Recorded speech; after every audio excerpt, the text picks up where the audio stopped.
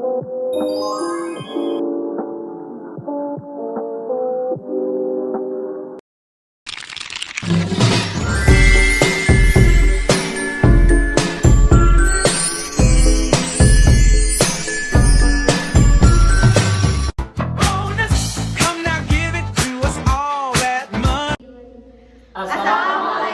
warahmatullahi wabarakatuh.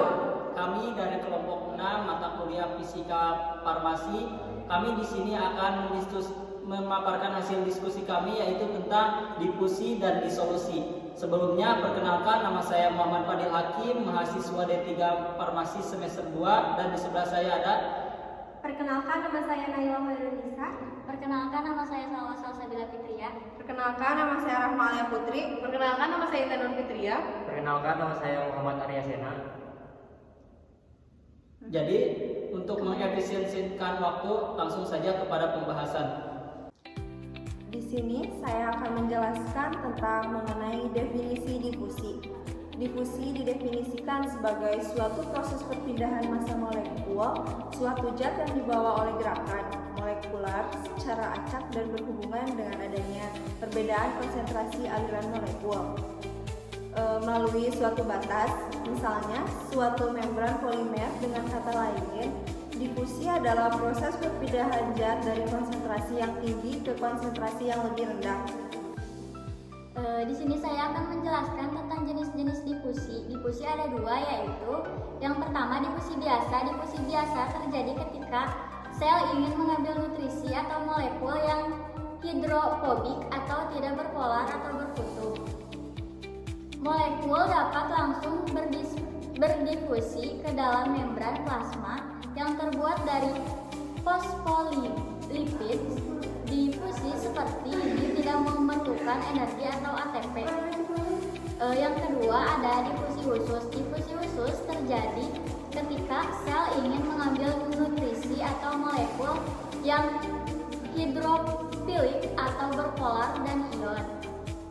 Difusi seperti ini memerlukan protein khusus yang memberikan jalur kepada partikel-partikel tersebut maupun dalam perpindahan partikel. Hal ini dilakukan ketika partikel-partikel tersebut tidak melewati membran plasma dengan mudah.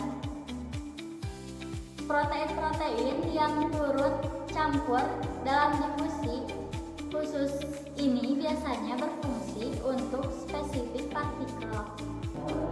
Oke, di sini saya akan menjelaskan berdasarkan jenis membran yang dilalui. Ada 3 membran, yaitu yang pertama difusi molekuler atau permeasi. Difusi molekuler adalah difusi yang melalui media yang tidak berpori. Ketika difusi ini bergantung pada disolusi dari molekul yang menembus dalam keseluruhan membran. Contohnya transport tropolin yang melalui suatu membran polimer meliputi disolusi obat tersebut ke dalam membran. Yang kedua yaitu melalui pori suatu membran yang berisi pelarut. Manakala difusi ini dipengaruhi oleh ukuran relatif molekul yang menembus membran serta diameter dari pori tersebut. Membran dari zat padat dengan pori-pori lurus. Dan yang ketiga, difusi melalui suatu membran dengan susunan anyaman polimer yang memiliki saluran yang bercabang dan saling bersilangan. Membran selulosa yang berserat dan bersaluran. Di sini saya akan menjelaskan faktor-faktor yang mempengaruhi difusi. Yang pertama ada ukuran partikel. Semakin kecil ukuran partikel, semakin cepat partikel itu akan bergerak sehingga kecepatan difusi akan semakin tinggi. Yang kedua, ada ketebalan membran. Semakin tebal membran, maka semakin lambat kecepatan difusi. Yang ketiga, ada luas suatu area, yaitu semakin besar luas area, maka semakin cepat kecepatan difusinya. Yang keempat, ada jarak. Semakin besar jarak antara dua konsentrasi, maka semakin lambat kecepatan difusinya. Yang kelima, ada suhu. Semakin tinggi suhu, maka partikel yang mendapatkan energi untuk bergerak dengan lebih cepat.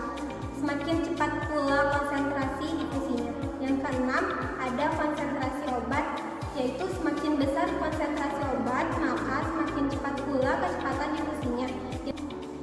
Baik, di sini saya akan menjelaskan tentang hukum Fick. Hukum Fick menjelaskan bagaimana suatu zat berpindah dari satu tempat ke tempat lain.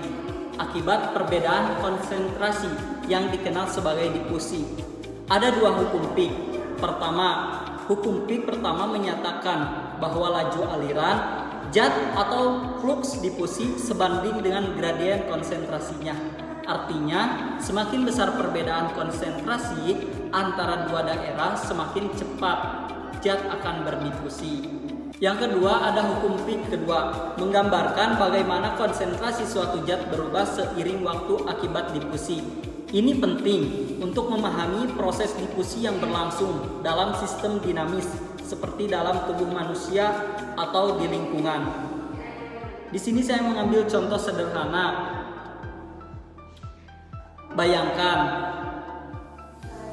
kamu menuangkan sirup ke dalam segelas air tanpa diaduk. Lama-kelamaan sirup akan menyebar sendiri ke seluruh air hingga warnanya merata.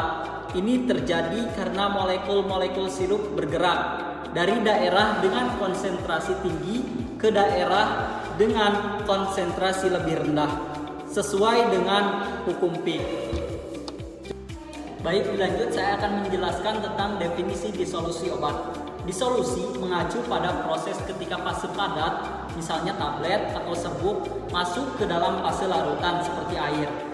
Intinya, ketika obat melarut, partikel-partikel padat memisah dan molekul demi molekul bercampur dengan cairan dan tampak menjadi bagian dari cairan tersebut.